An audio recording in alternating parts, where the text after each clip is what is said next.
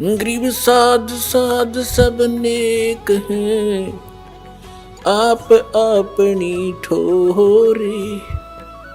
जो सतलोक ले जावेंगे वो साधु कोई और।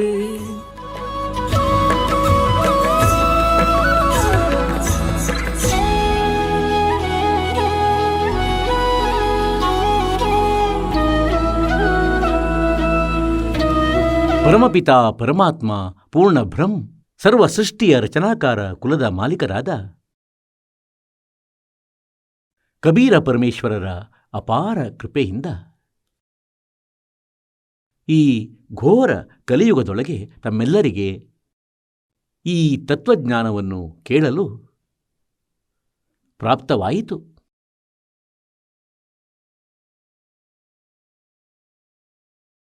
ಪುಣ್ಯಾತ್ಮರೇ, ಪರಮೇಶ್ವರ ಕಬೀರ ದೇವರು, ಕಬೀರ ಪರಮಾತ್ಮನು, ಇವರು ಆ ಪರಮೇಶ್ವರರಾಗಿದ್ದಾರೆ.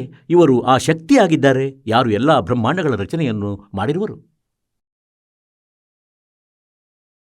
ಮತ್ತು ಇವರು ಆ ಭಗವಂತರು, ಇವರು ಆ ಪರಮಾತ್ಮರಾಗಿದ್ದಾರೆ, ಯಾರನ್ನು ಪರಮಾತ್ಮ ಎಂದು ಹೇಳಲಾಗುತ್ತದೆ. ಇವರು ಅವರೇ ಆಗಿದ್ದಾರೆ, ಯಾರನ್ನು ಪರಮಾಕ್ಷರ ಬ್ರಹ್ಮ ಎನ್ನುತ್ತಾರೆ. ಮತ್ತು ಇವರೇ ಪರಮಾತ್ಮ, ಪರಮಾಕ್ಷರ ಬ್ರಹ್ಮ. ಈ ಕಲಿಯುಗದಲ್ಲಿ ಇಸವಿ 1398ರಲ್ಲಿ ತನ್ನ ಅಮರ ಸ್ಥಾನದಿಂದ ಹೊರಟು, ಸನಾತನ ಪರಮಧಾಮದಿಂದ ಹೊರಟು, ಎಲ್ಲಿ ಪ್ರಭು ನಿವಾಸ ಮಾಡುತ್ತಾರೆ, ಎಲ್ಲಿ ಇರುತ್ತಾರೆ, ಎಲ್ಲಿ ಇವರು ವಿರಾಜಮಾನರಾಗಿದ್ದಾರೆ, ಅಲ್ಲಿಂದ ಗತಿಯಿಂದೊಡಗೂಡಿ ಬರುತ್ತಾರೆ, ಹೊರಟು ಬರುತ್ತಾರೆ. ಅದೇ ಪ್ರಕಾರ ಅವರು ತಮ್ಮ ಗುಣ ಅನುಸಾರ, ತಮ್ಮ ಲೀಲೆಯ ಅನುಸಾರ, ಹೇಗೆಂದರೆ ಸದ್ಗ್ರಂಥಗಳಲ್ಲಿ ಪರಮಾತ್ಮನ ಮಹಿಮೆಯ ವರ್ಣನೆ ಇದೆ, ಅವರು ಹೀಗೆಯೇ ಮಾಡುತ್ತಾರೆ. ಅದೇ ಆಧಾರದಿಂದ ಆ ಪರಮಾಕ್ಷರ ಬ್ರಹ್ಮ, ಯಾರ ವಿಷಯದಲ್ಲಿ ಗೀತೆಯ ಜ್ಞಾನದಾತನು 8ನೇ ಅಧ್ಯಾಯದ 3ನೇ ಶ್ಲೋಕದಲ್ಲಿ ಹೇಳ್ತಾನೆಂದರೆ ಅವನು ಪರಮಾಕ್ಷರ ಬ್ರಹ್ಮನಾಗಿದ್ದಾನೆ. ಅವನು ಗೀತೆಯ ಜ್ಞಾನದಾತನಿಗಿಂತ ಭಿನ್ನನಾಗಿದ್ದಾನೆ. ಅರ್ಜುನನು 8ನೇ ಅಧ್ಯಾಯದ ಪ್ರಥಮ ಮಂತ್ರದಲ್ಲಿ ಕೇಳಿದ್ದ ಏನೆಂದರೆ, ಹೇ ಪ್ರಭು, ತಾವು ಗೀತೆ ಅಧ್ಯಾಯ 7ರ ಶ್ಲೋಕ 29ರಲ್ಲಿ ಯಾವ ತದ್ಬ್ರಹ್ಮನ ಬಗ್ಗೆ ಹೇಳಿರುವೆ, ಅಂದರೆ ಆ ತದ್ಬ್ರಹ್ಮನನ್ನು, ಆ ಬ್ರಹ್ಮನನ್ನು ಹಾಗೂ ಇಡೀ ಆಧ್ಯಾತ್ಮ ಜ್ಞಾನವನ್ನು ಹಾಗೂ ಎಲ್ಲ ಕರ್ಮಗಳನ್ನು ಯಾರು ತಿಳಿದಿರುತ್ತಾರೋ ಅವರು ಕೇವಲ ಜರ ಮತ್ತು ಮರಣದಿಂದ ಬಿಡುಗಡೆ ಹೊಂದುವ ಪ್ರಯತ್ನವನ್ನೇ ಮಾಡುತ್ತಾರೆ. ಜರ ಮೀನ್ ವೃದ್ಧಾವಸ್ಥೆ, ವೃದ್ಧಾಪ್ಯದ ಆ ದುಃಖ ಮತ್ತು ಮೃತ್ಯು, ಈ ಎರಡರಿಂದ ಬಿಡುಗಡೆ ಹೊಂದುವ ಪ್ರಯತ್ನವನ್ನು ಮಾಡುತ್ತಾರೆ. ಅವರು ಕಿಂ ತದ್ಬ್ರಹ್ಮ್, ಆ ತದ್ಬ್ರಹ್ಮ್ ಯಾರು, ಅವರು ಯಾರು? ಗೀತೆಯ ಜ್ಞಾನದಾತನು ಅಧ್ಯಾಯ 8ರ ಶ್ಲೋಕ 3ರಲ್ಲಿ ಹೇಳಿರುವ, ಅಂದರೆ ಅವನು ಪರಮಾಕ್ಷರ ಬ್ರಹ್ಮನು. ಶ್ರೀಮದ್ ಭಗವದ್ಗೀತೆಯ ಅಧ್ಯಾಯ ಸಂಖ್ಯೆ 15ರ ಶ್ಲೋಕ ಸಂಖ್ಯೆ 1ರಿಂದ 4ರವರೆಗೆ ತತ್ವದರ್ಶಿ ಸಂತನ ಪರಿಭಾಷೆಯನ್ನು ಹೇಳಲಾಗಿದೆ. ಅಂದರೆ ಯಾರು ಬುಡಮೇಲಾಗಿ ನೇತಾಡುತ್ತಿರುವ ಪ್ರಪಂಚರೂಪಿ ವೃಕ್ಷದ ಎಲ್ಲ ವಿಭಾಗಗಳನ್ನು ಅರಿತಿರುತ್ತಾನೆ, ಸಹವೇದವಿತ್, ಅವನು ತತ್ವದರ್ಶಿ ಸಂತನಾಗಿದ್ದಾನೆ. ಗೀತೆಯ ಅಧ್ಯಾಯ ಸಂಖ್ಯೆ 4ರ ಶ್ಲೋಕ ಸಂಖ್ಯೆ 34ರಲ್ಲಿ ಹೇಳಿದನೆಂದರೆ ಅದರ ಕುರಿತು ಅಧ್ಯಾಯ ಸಂಖ್ಯೆ 4ರ ಶ್ಲೋಕ ಸಂಖ್ಯೆ 32ರಲ್ಲಿ ಬ್ರಹ್ಮಣ ಮುಖೆ ಸಚ್ಚಿದಾನಂದ ಘನ ಬ್ರಹ್ಮನ ವಾಣಿಯಲ್ಲಿ ವಿಸ್ತಾರವಾಗಿ ಹೇಳಲಾಗಿದೆ. ಎಲ್ಲ ಆಧ್ಯಾತ್ಮಿಕ ಅನುಷ್ಠಾನಗಳು, ಅವುಗಳ ಮಾಹಿತಿಗಳು, ಸದ್ಭಕ್ತಿಯ ಜ್ಞಾನವನ್ನು ನೀಡಲಾಗಿದೆ. ಅದು ತತ್ವಜ್ಞಾನವಾಗಿದೆ. 4ನೇ ಅಧ್ಯಾಯದ 34ರಲ್ಲಿ ಹೇಳಿದನೆಂದರೆ ಆ ತತ್ವಜ್ಞಾನವನ್ನು ತತ್ವದರ್ಶಿ ಸಂತರ ಬಳಿ ಹೋಗಿ ತಿಳಿದುಕೋ, ಅವರಿಗೆ ದೀರ್ಘದಂಡ ಪ್ರಣಾಮವನ್ನು ಮಾಡು. ತದನಂತರ ಆ ತತ್ವದರ್ಶಿ ಸಂತ ನಿನಗೆ ಪರಮಾತ್ಮ ತತ್ವದ ಜ್ಞಾನವನ್ನು ಹೇಳುವರು. ಹೀಗಾಗಿ ಆ ಪರಮಾತ್ಮ ಈ ಗೀತೆ ಜ್ಞಾನದಾತನಿಗಿಂತ ಬೇರೆಯೇ ಆಗಿರುವನು. ಅವನು ಸಮರ್ಥನಾಗಿರುವನು. ಅವನ ಮಾಹಿತಿಯನ್ನು ಗೀತೆ ಜ್ಞಾನದಾತ ಕೂಡ ತಿಳಿಯನು. ಇದಕ್ಕಾಗಿ 7ನೇ ಅಧ್ಯಾಯದ 29ನೇ ಶ್ಲೋಕದಲ್ಲಿ ಹೇಳಿದ್ದಾರೆಂದರೆ, ನನ್ನ ಈ ಜ್ಞಾನವನ್ನು ಆಧಾರವನ್ನಾಗಿಸಿ ತತ್ವದರ್ಶಿ ಸಂತನ ಹುಡುಕಾಟ ಯಾರು ಮಾಡುತ್ತಾರೋ, ನನ್ನ ಈ ಜ್ಞಾನಕ್ಕೆ ಆಶ್ರಿತನಾಗಿ ನಂತರ ಯಾರು ವೃದ್ಧಾಪ್ಯ ಮತ್ತು ಮರಣದಿಂದ ಬಿಡುಗಡೆಯ ಪ್ರಯತ್ನ ಮಾಡುತ್ತಾರೆ, 7ನೇ ಅಧ್ಯಾಯದ 29ನೇ ಶ್ಲೋಕದಲ್ಲಿ ಹೇಳಿದಂತೆ ಅವರು ತದ್ಬ್ರಹ್ಮನನ್ನು ಅರಿತವರಾಗಿರುತ್ತಾರೆ. ಇಡೀ ಆಧ್ಯಾತ್ಮ ಜ್ಞಾನದಿಂದ ಪರಿಚಿತರು, ತತ್ವಜ್ಞಾನದಿಂದ ಪರಿಚಿತರು, ಮತ್ತವರು ಎಲ್ಲ ಕರ್ಮಗಳಿಂದಲೂ ಪರಿಚಿತರು. ಗೀತೆಯ ಅಧ್ಯಾಯ ಸಂಖ್ಯೆ 15ರ ಶ್ಲೋಕ ಸಂಖ್ಯೆ 1ರಲ್ಲಿ ಹೇಳಿದನೆಂದರೆ, ಆ ತತ್ವದರ್ಶಿ ಸಂತನ ಪರಿಚಯವೇನು? ಉಲ್ಟಾ ನೇತಾಡುತ್ತಿರುವ ಪ್ರಪಂಚರೂಪಿ ವೃಕ್ಷದ ಬಗ್ಗೆ ಯಾರು ಎಲ್ಲ ಅಂಗಗಳ ಸಹಿತ ವಿಭಾಗಗಳ ಸಹಿತ ಹೇಳುತ್ತಾರೆ, ಸಹವೇದವಿತ್, ಅವನು ವೇದಗಳ ತಾತ್ಪರ್ಯವನ್ನು ತಿಳಿದವನಾಗಿರುವನು, ಅಂದರೆ ಅವನು ತತ್ವದರ್ಶಿ ಸಂತನು. ಹಾಗಾಗಿ ಅದೇ ಪರಮೇಶ್ವರನು ತನ್ನ ಮಾಹಿತಿಯನ್ನು ನೀಡಿದ್ದರು ಮತ್ತು ಗೀತೆಯ ಜ್ಞಾನದಾತನು ಅವನದೇ ಮಹಿಮೆಯನ್ನು ಹಾಡುತ್ತಿದ್ದಾನೆ. ಏಕೆಂದರೆ 4 ವೇದಗಳ ಸಾರಾಂಶವಾಗಿದೆ ಶ್ರೀಮದ್ ಭಗವದ್ಗೀತೆ. ಪರಮೇಶ್ವರರು ಹೇಳಿದರು, अक्षर पुरुष पेड़ है, निरंजन वाकी डार, तीनों देवा शाखा हैं ये पात रूप संसार. 15ನೇ ಅಧ್ಯಾಯದ ಶ್ಲೋಕ ಸಂಖ್ಯೆ 1ರಿಂದ 4ರವರೆಗಿನ ಸಾರಾಂಶವಾಗಿದೆ. ಅಂದರೆ ಆ ತತ್ವದರ್ಶಿ ಸಂತ ಅವರಾಗುತ್ತಾರೆ ಯಾರು ಈ ಪ್ರಪಂಚರೂಪಿ ವೃಕ್ಷದ ಎಲ್ಲ ವಿಭಾಗಗಳನ್ನು ಹೇಳುವರು. ಹೇಗೆಂದರೆ ಬೇರಂತೂ ಪೂರ್ಣ ಪರಮಾತ್ಮ ಪರಮಕ್ಷರ ಬ್ರಹ್ಮನಾಗಿರುವನು, ಅವನಿಂದ ಎಲ್ಲರ ಧಾರಣೆ ಪೋಷಣೆ ಆಗುತ್ತದೆ, ಅವನೆಲ್ಲರ ಮಾಲೀಕನು, ಎಲ್ಲರಿಗೂ ಆಹಾರವನ್ನು ನೀಡುತ್ತಾನೆ. ಮತ್ತು ಕಾಂಡ ಯಾವುದು ಹೊರಗೆ ಕಾಣಿಸ್ತದೆ ಅದು ಅಕ್ಷರ ಪುರುಷನು, ಅವನನ್ನು ಪರಬ್ರಹ್ಮನೆಂದೂ ಕರೆಯುತ್ತಾರೆ.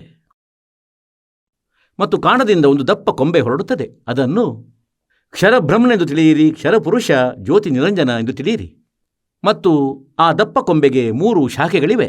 ಅವು ರಜಗುಣ ಬ್ರಹ್ಮ, ಸತಗುಣ ವಿಷ್ಣು, ತಮಗುಣ ಶಿವನು ಮತ್ತು ಎಲೆರೂಪಿ ಪ್ರಪಂಚ. ಪರಮೇಶ್ವರ ಕಬೀರರು ಹೇಳಿದ್ದಾರೆ, कबीर अक्षर पुरुष एक पेड़ है, निरंजन वाकी डार, और तीनों देवा शाखा है ये पात रूप संसार.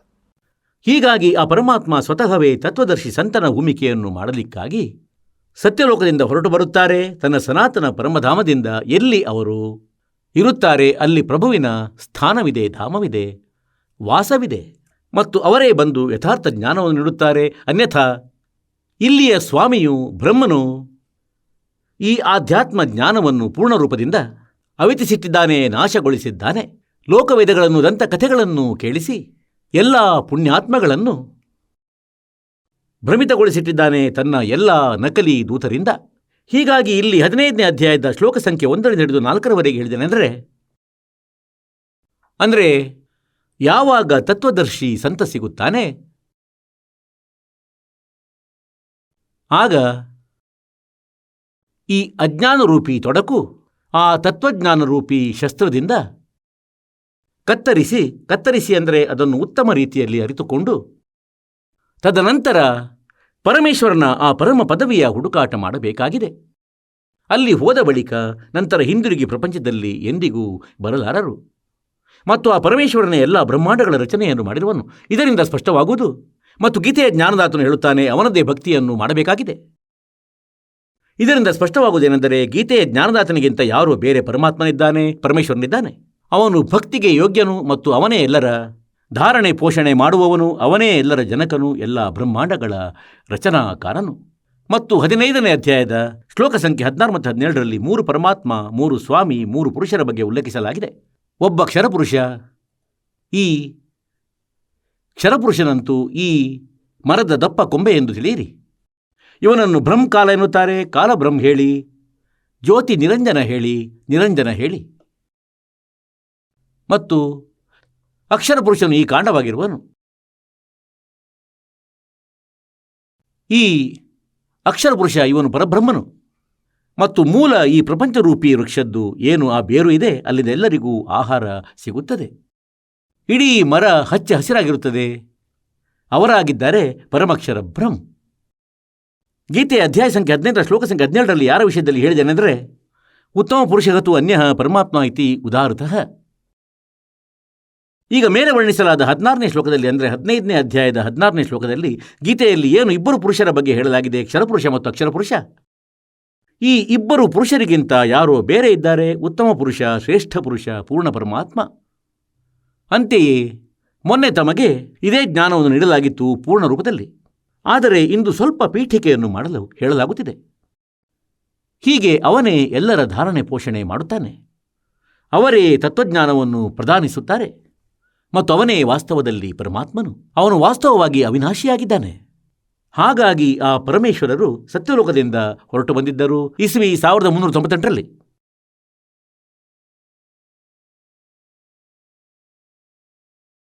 ಮತ್ತು ಕಾಶಿ ಪಟ್ಟಣದಲ್ಲಿನ ಲೆಹರ್ತಾರ ಹೆಸರಿನ ಒಂದು ಸರೋವರದಲ್ಲಿ ಅರಳಿದ ಕಮಲದ ಹೂವಿನ ಮೇಲೆ ಆ ಪರಮಾತ್ಮ ನವಜಾತ ಶಿಶುವಿನ ರೂಪವನ್ನು ಧಾರಣೆ ಮಾಡಿ ವಿರಾಜಮಾನರಾಗಿದ್ದರು. ಇಂತಹ ಲೀಲೆಯನ್ನು ಅವರು ಪ್ರತಿಯೊಂದು ಯುಗದಲ್ಲಿ ಮಾಡುತ್ತಾರೆ.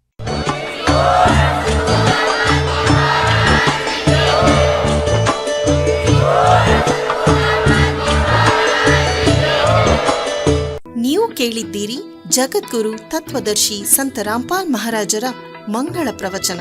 ಹೆಚ್ಚಿನ ಮಾಹಿತಿಗಾಗಿ ವಿಸಿಟ್ ಮಾಡಿ ನಮ್ಮ ವೆಬ್ಸೈಟ್ www.jagadguru-rampalji.org.